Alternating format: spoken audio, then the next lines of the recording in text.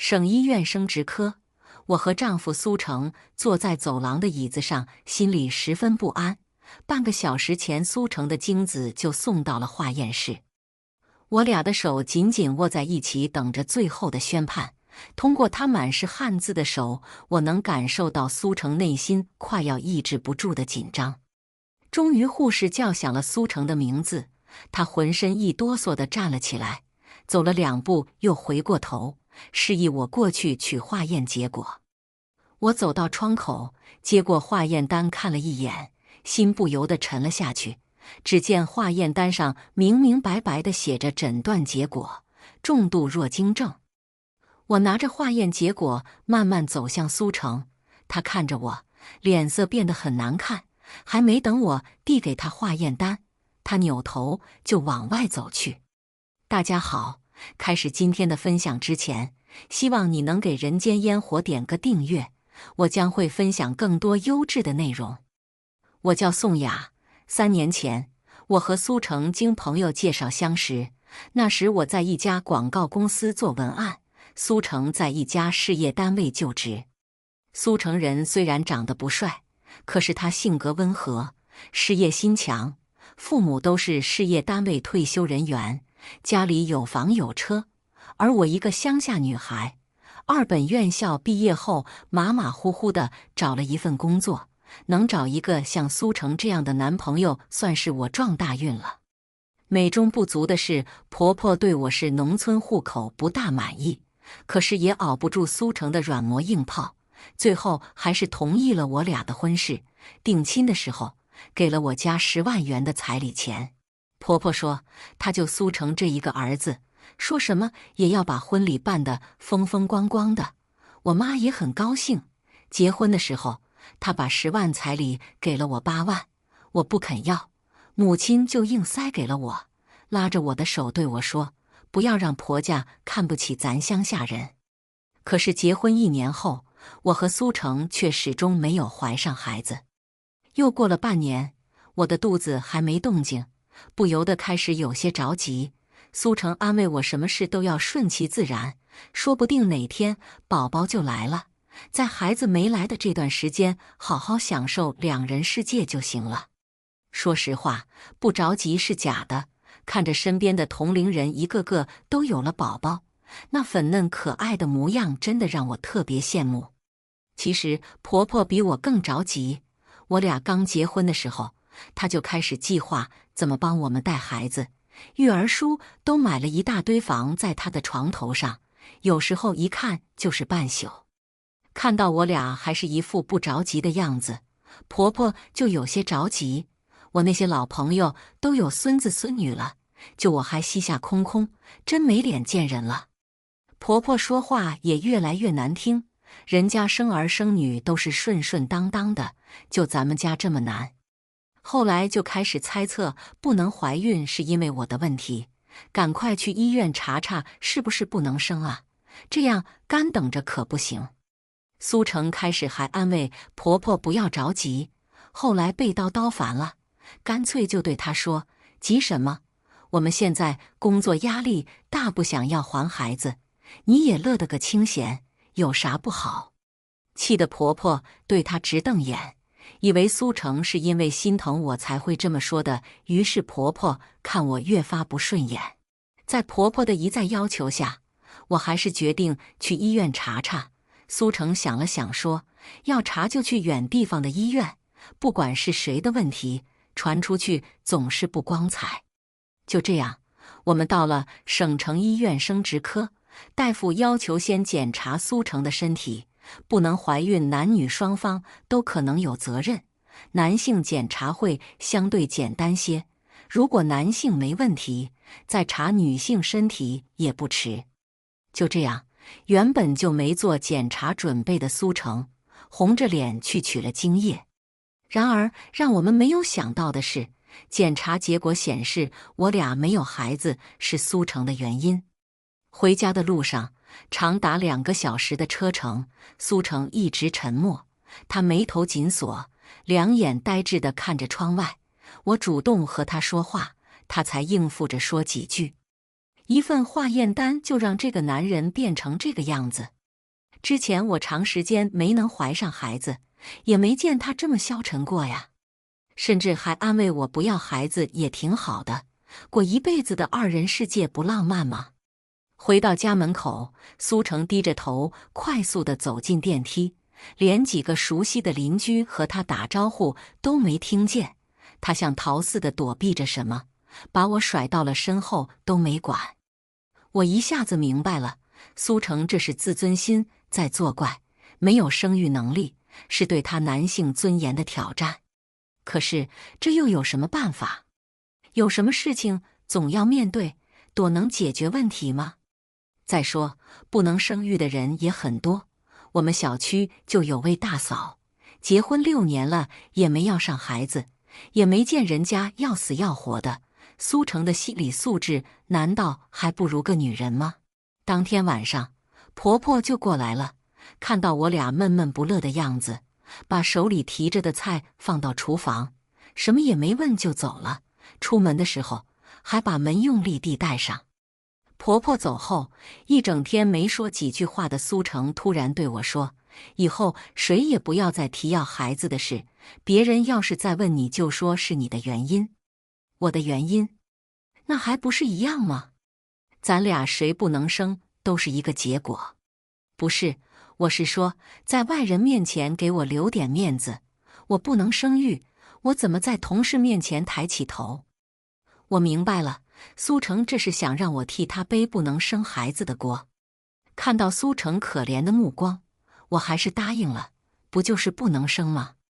又不是什么见不得人的事，不能生育的女人多了去了。苏成看到我同意了，脸色顿时好看了许多。他还立马去了厨房做了晚饭。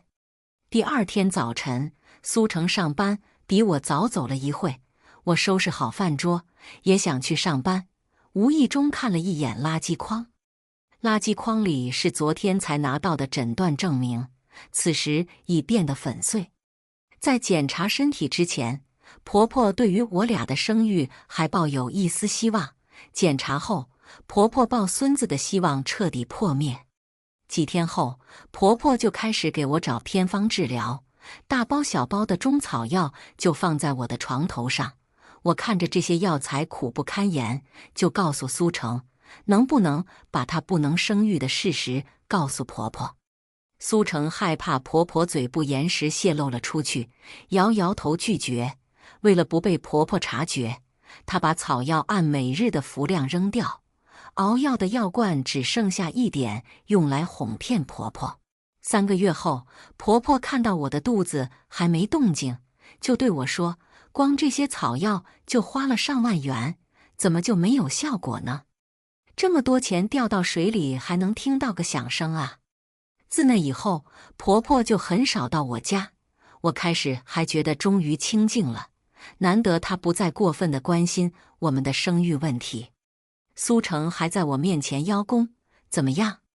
什么事忍一忍就过去了，咱妈还能管咱们一辈子。听了苏成的话，我忍不住流下了委屈的泪水。这一段日子，我所受的压力不仅仅是来自婆婆，还有很多亲朋好友。他们从开始问我为什么不要孩子，到后来就关切地为我怎么治疗出谋划策，还有的人建议我可以去做试管婴儿。当然，他们也许是真的关心我，可是这其中的苦衷只有我自己知道。我陪着笑和他们解释着，宁愿苦水咽进自己的肚子里，也没说出是苏成的原因导致我俩没有孩子。没想到做试管婴儿的事情，最终还是被婆婆提了出来。婆婆说这是最后的希望了，就是花再多的钱我们也要去做。其实在这之前，我和苏成也考虑过试管婴儿的问题，但考虑到弱精症做试管婴儿的成功率可能很低，再加上经济的原因，最终还是放弃了。这一次又被婆婆提了出来，并且她的态度坚决。看到我还在犹豫，她把憋在肚子里的话终于说了出来。实话实说吧，我们家绝对不能没有后人，这是我给你们的最后一次机会，如果还不行，你们只有离婚这一条路。几天后，婆婆就打电话把我的母亲从乡下叫了过来，说是要和我妈商量一下做试管婴儿的事情。我妈是个乡下女人，对试管婴儿一无所知，可是为了我能够有个自己的宝宝，我妈同意了，只要能有个自己孩子就好。亲家母，你说了算。而这次婆婆让我妈到了我家，真实的目的不是和我妈商量做不做试管婴儿，而是要让我娘家出做试管婴儿的费用。婆婆的理由很充分，亲家母，你闺女不能生育，怨不得我儿子，这钱你们不出谁出？我妈听了当时就是一愣，亲家母，我回家看看能凑多少，家里没有几个钱。没钱。订婚的时候我家给了你们10万元的彩礼，要不你们就把彩礼钱退回来，其他的我来想办法。退彩礼？这算是怎么回事啊？再说，我闺女结婚的时候，彩礼钱大部分都被她带了回来了呀。我不管这些，带回来的那些钱是你们对女儿的陪送嫁妆，别和彩礼扯在一起。我在旁边看着婆婆咄咄逼人的样子，再也忍不住了。我为了苏成的脸面，宁愿把不能生育的压力自己扛着，到头来换来了什么？你们不要再争吵了，彩礼钱没法退，想要孩子，问问你的儿子有没有这种能力。婆婆听了我的话，当时就是一愣，吓得苏成一把抓住了我的手。我把苏成拽我的手一把扯开，今天我就明白地告诉你，苏成是弱精症，根本就没有能力要孩子。什么？弱精症？苏成，这是真的吗？婆婆紧盯着苏成问。妈，苏成看了一眼我的母亲，低声说，妈，是真的，我是不能生，你别怪宋雅，她说的是真的。你们胡说，苏成，你这是伙着你媳妇骗你妈妈，你怎么这么没有良心啊？是真的，就是我不能生。苏成站了起来，我和宋雅是不会离婚的，我喜欢她。是真的？那你们怎么不早说？拿来诊断证明我看看。我和苏成同时一愣，那份诊断证明早就被苏成撕了，现在到哪里去找？骗我，拿不出来吧？苏成，你这是要我们苏家断子绝孙啊！你死死守着这样的媳妇有啥用？离婚，今天我就把话说明白了，你俩要是不离婚，我就死给你们看。婆婆说完，嚎啕大哭着跑到了房外。苏成赶忙跟了出去了，拉着婆婆继续解释着，可是婆婆哪里肯信，骂苏成胳膊肘往外拐，不和自己的亲妈一条心。苏成最后也是急了，她对婆婆说，妈，你要是有个3长2短，我立马跟随你去，婚不能离，你也要想开些，要不然咱这个家就毁了。苏成说完给我使了个眼色，扶着婆婆走了。我妈看到这种情形，气得直戳我的额头，你们演的是哪门子戏呀？这样的大事也敢撒谎，你真是白读书了。然后我妈又小声问我，苏成没有生育能力，我看这个婚离了也好。想啥呢？苏成对我那么好，我不会和他离婚的，没有孩子我也认了，这都是命。就这样，一场风波终于过去了，我心里暗暗庆幸没出什么大事，又为自己撒了天大的谎后悔不已。从那天开始，苏成也听从了我的意见，又到了医院做了检查，并且听从了医生的意见，开始调理治疗。我心里盼望着，或许有那么一天，老天也会眷顾到我俩，毕竟家里有老公，有摇篮，有孩子的哭声，这才是一个温馨的家。苏成经过一段时间的调理后，精子的质量也逐渐开始变好。医生告诉我们，只要再坚持一段时间，怀孕的希望很大。就这样，我们在希望中盼了半年，我还是没能怀上孩子。渐渐失去信心的苏成开始怀疑是不是我的身体也有问题。上次检查的时候只是查了我一个人，我看你也去检查一下。我开玩笑地对他说，要是我的身体真的有问题，你会不会和我离婚？你不会的，你不要多心，我就是觉得检查一下对我们都走好处。当时我听了苏成的话，心里很不高兴，他语言里的犹豫让我有点不舒服。2天后，我独自一人去医院做了检查，结果显示我的身体没有任何问题，我的心终于落了地。可是苏成对我模棱两可的回答一直梗在我的心里，让我很不痛快。检查出他有弱精症的时候，我为了他男人的脸面宁愿背着太大的压力，现在我只是随便一问，他的话里就有了犹豫。他犹豫个啥？回到家，我告诉苏成，我的检查结果很不好，可能这辈子没法怀上孩子。怪不得。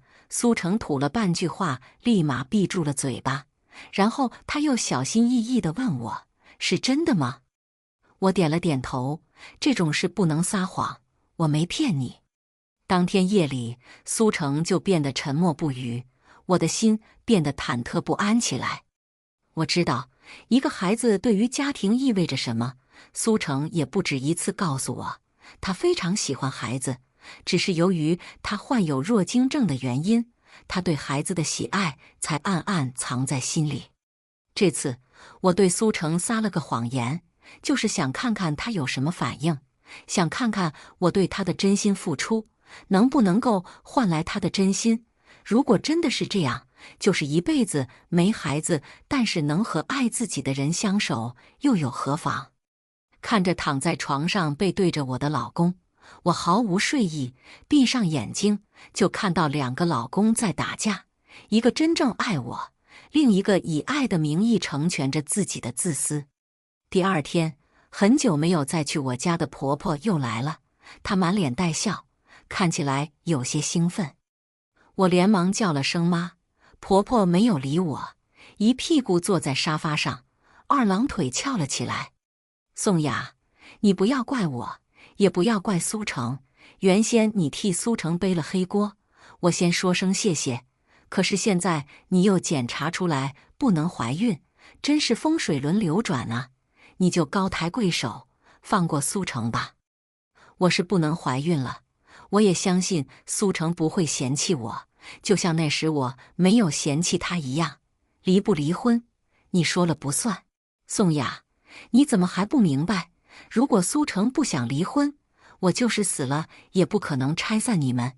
实话告诉你，苏成对你也不是没有感情，也正是因为这样，他才不好意思亲口告诉你。你识相点，我们也会为你不能生孩子的事情保密，兴许你还能再找个男人。哦，对了，苏成还让我告诉你，他感恩你对他的好，离婚后他会把这套房子给你，还有你们所有的财产都可以平分，他对你也很不错了。你让苏成亲口告诉我，离婚也可以，可也要离得明明白白的，这还不明白吗？苏成就是因为自己有弱精症才死活和你在一起，现在他好了，他能有自己的孩子了，可是你又查出毛病来，不要怪别人，要怨就怨自己命不好。还有，在你俩离婚之前，苏成不会再回到这里，你们赶快办好手续，房子属于你的了，苏成可以说很对得起你了。婆婆走后，我独自坐在那里陷入沉思。如果苏成真的是想和我离婚，我也没必要死守着这个自私的男人不放。1天、2天、1周过去了，苏成果然没有过来找我。我的梦彻底醒了，原来所有的爱都是假的，假到我信以为真，假到我用心呵护着，当成了我一生的宝。我主动去找了苏成，告诉他我同意签离婚协议了。苏成张了张嘴巴，想说什么，被我制止了。多说无益，那张嘴巴里吐出的谎言，曾经甜透了我的生命，现在他说出的每一个字，只会让我感到恶心。第二天，我和苏成就办理了离婚手续，我俩的婚姻就此结束。走出手续办理大厅，我感到轻松了许多，没有不舍，一点都没有。临走时，我拿出了我的那份妇科诊断证明，递给了苏成。他有些惊讶地接了过去，刚看了一眼，就愣在了那里。苏成，祝你好运。我看着苏成一笑。另外，我还想告诉你，你不但患有弱精症，而且还有精子不液化问题。当时我害怕这件事对你打击太大，才有所隐瞒。